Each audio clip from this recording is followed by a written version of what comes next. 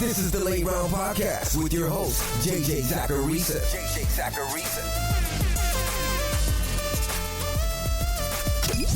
What's up, everyone? It's JJ Zachariason, and this is episode 884 of the Late Round Fantasy Football Podcast, sponsored by Underdog Fantasy. Thanks for tuning in. Last week, you heard me talk about how you can use running back prospect scores in redraft leagues. You can listen back to that episode to hear the takeaways. On today's show, I'll be going through a similar process, but with wide receivers. I'll be looking at whether or not my prospect model, the ZAP model, can help us make better decisions in season-long leagues. We know it can be helpful in Dynasty, but season-long is a different beast. But spoiler alert, it can still help us out. Now, before getting into the study, I wanted to send a reminder to check out what's going on over at Underdog. Underdog has best ball drafts going on constantly, and there are tons of contests to choose from, all at different price points. There's also their Pick'em game that you can try out too.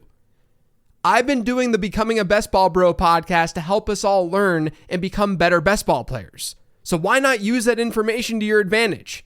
Sign up on Underdog right now and make a deposit. When you do that, make sure to use promo code LATEROUND for a deposit offer along with a free late round draft guide.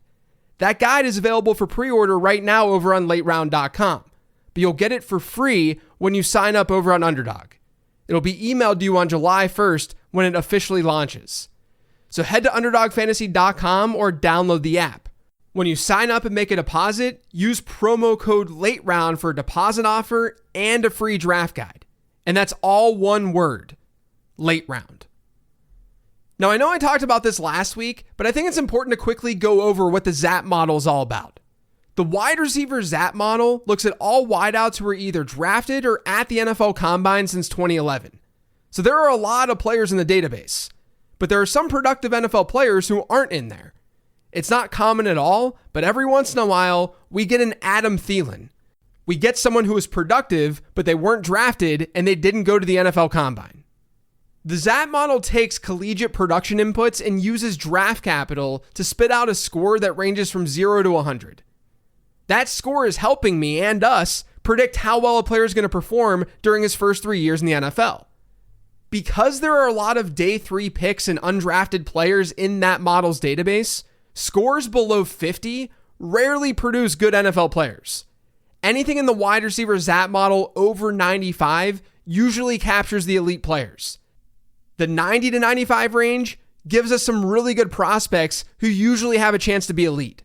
Scores in the 80s are solid prospects. And then under 80, that's when things get a little shakier, just like the running back position. Now, there's also my year 2 model, which looks at a player's prospect score and it incorporates how he performed as a rookie in the NFL to spit out a year 2 score. That score is trying to forecast year 2 and year 3 performance.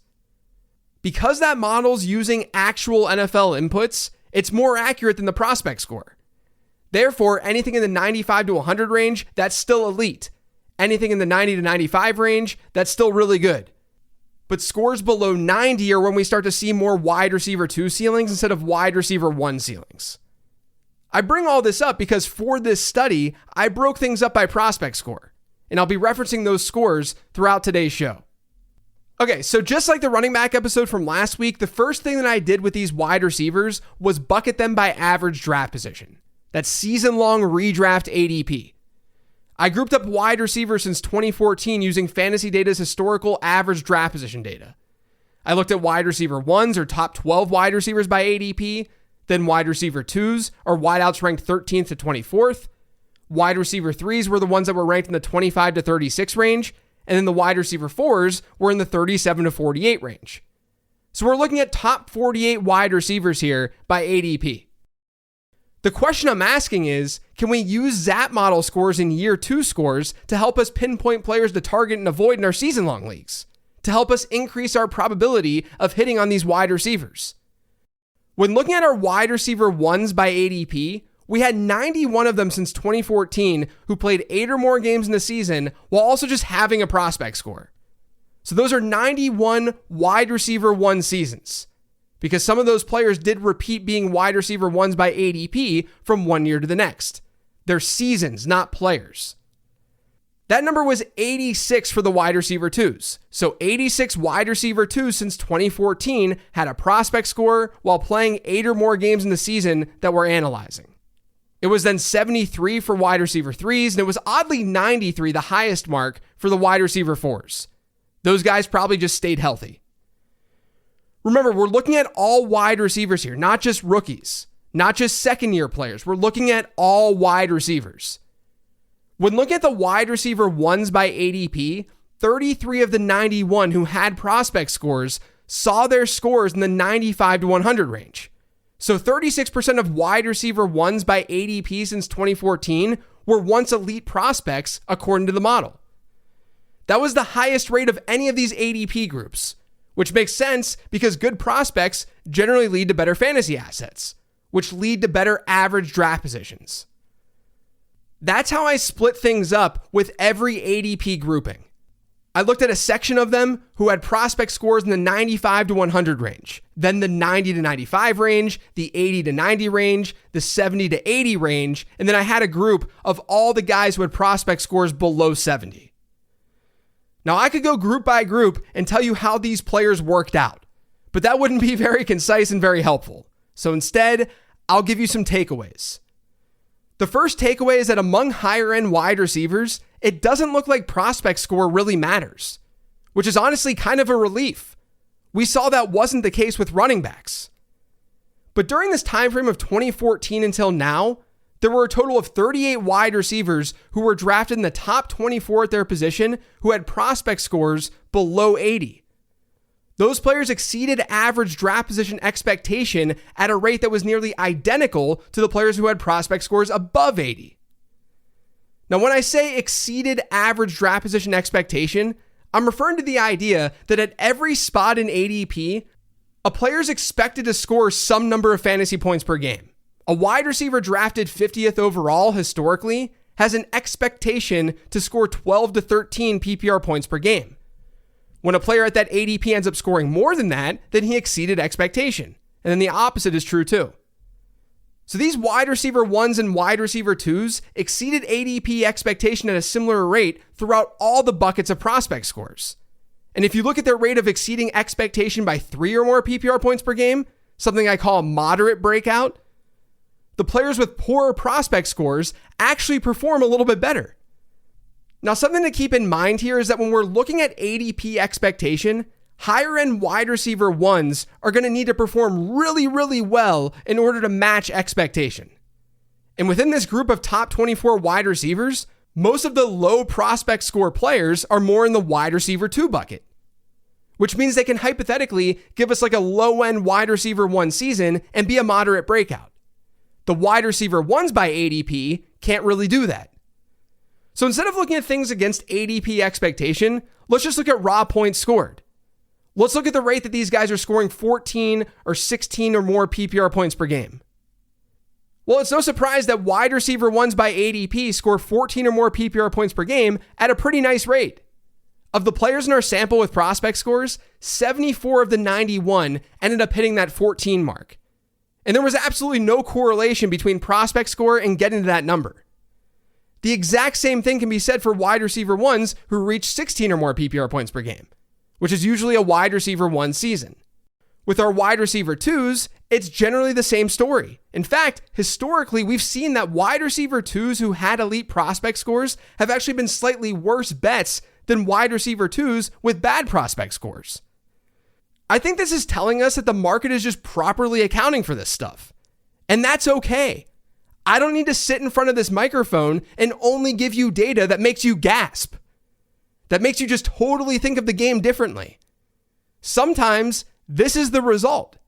Sometimes things just don't matter. And in this case, prospect scores don't really seem to matter. And there are probably a handful of reasons as to why, but that's not the important part right now. The important part is that in sum, you don't need to be worried about wide receiver 1s and wide receiver 2s who entered the league with poor prospect scores. With the wide receiver 3s and the wide receiver 4s, the takeaway is slightly different. When looking at this grouping of wide receivers, there's a clear difference in how these wideouts perform versus expectation based on their prospect scores. For example, we have 118 wide receiver seasons where the wideout was drafted between wide receiver 25 and wide receiver 48 while having a prospect score above 80. Among those 118 wide receivers, 69 exceeded ADP expectation. That's a rate of 58.4%, which is well above what we'd expect to see. Meanwhile, there were 48 wide receivers who were drafted in that wide receiver 3, wide receiver 4 range who had prospect scores below 80. And of those 48, only 18 exceeded ADP expectation. That's a horrible rate of 37.5%. So where we're at is that wide receiver 3s and wide receiver 4s by ADP, when they have low prospect scores, they tend to not live up to expectation at that high of a rate at all. They're also worse at becoming moderate breakouts. Players in the wide receiver 3 and wide receiver 4 range who had prospect scores above 80, they provide moderate breakouts at a rate that's 10 percentage points higher than wide receiver 3s and wide receiver 4s with prospect scores below 80. And if you're looking for league-winning players, the guys who score 16 or more PPR points per game a wide receiver 1 season, if you're looking for a wide receiver 1 season among wide receivers drafted as wide receiver 3s or wide receiver 4s, you want wideouts with better prospect scores. About 7.6% of the wide receiver 3s and wide receiver 4s with prospect scores above 80 scored 16 or more PPR points per game in a season. That number is about half with the alternative group. I don't think these numbers are as glaring as what we saw with running backs. Some of the running back numbers were actually pretty crazy. But I do think this tells us that if you're in the middle rounds of your draft, typically where wide receiver 3s and wide receiver 4s get drafted, you want to probably err on the side of good prospects versus bad ones. Now, fortunately, there don't appear to be many glaring instances of this year. Now, I wanted to see how these scores perform for rookies and second-year players too. The problem is, specifically with rookie wide receivers, we just don't get a lot of them drafted highly in redraft, or we haven't through the years. Just as an example, according to this ADP data, which I know that some ADP sources may have been sharper with a player like Jamar Chase or something like that as a rookie. I get that. But according to this data, we've only had one rookie wide receiver with a top 24 wide receiver ADP since 2014. That was Amari Cooper. Cooper simply met expectation that year. Like actually exactly matched expectation. But working off of one data point isn't all that helpful. I don't think Amari Cooper's performance is really that telling of how Marvin Harrison Jr. is going to perform against expectation this year. According to the data, we've also only had 5 rookie wide receivers get drafted in the wide receiver 3 range. Again, this can differ from one source to the next. But we're not usually getting earlier round to middle round rookie wide receivers. We've had 20 wide receiver 4s though. So there's at least some of a sample there. Now, I've done episodes on the value of rookie wide receivers in redraft leagues in the past. The TLDR is that they're typically very, very good draft selections.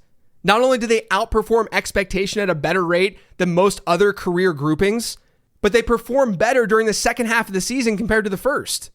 They peak at the right time for our fantasy football teams. And this data says the same thing. Of the 26 rookie wideouts who had top 48 wide receiver ADP since 2014, 15 of them exceeded ADP expectation, and 8 of them did so by 3 or more PPR points per game. That's a 31% rate. That's higher than most other groups you're going to find. The problem I ran into with this analysis is that none of the players had prospect scores below 80 in this group. Because if a rookie wide receiver is going to be drafted in the top 48 in redraft leagues, top 48 of the position, he's probably entering the league as a pretty good player. So there's not a ton of takeaway there.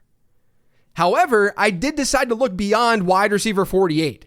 I went to wide receiver 72, just for fun. So I'm looking at wide receiver 5s and wide receiver 6s as well. That's where we started getting some signal with this larger sample. There were 38 rookie wide receivers drafted in this range. Of those 38, 12 had prospect scores above 90. The remaining 26 were below 90.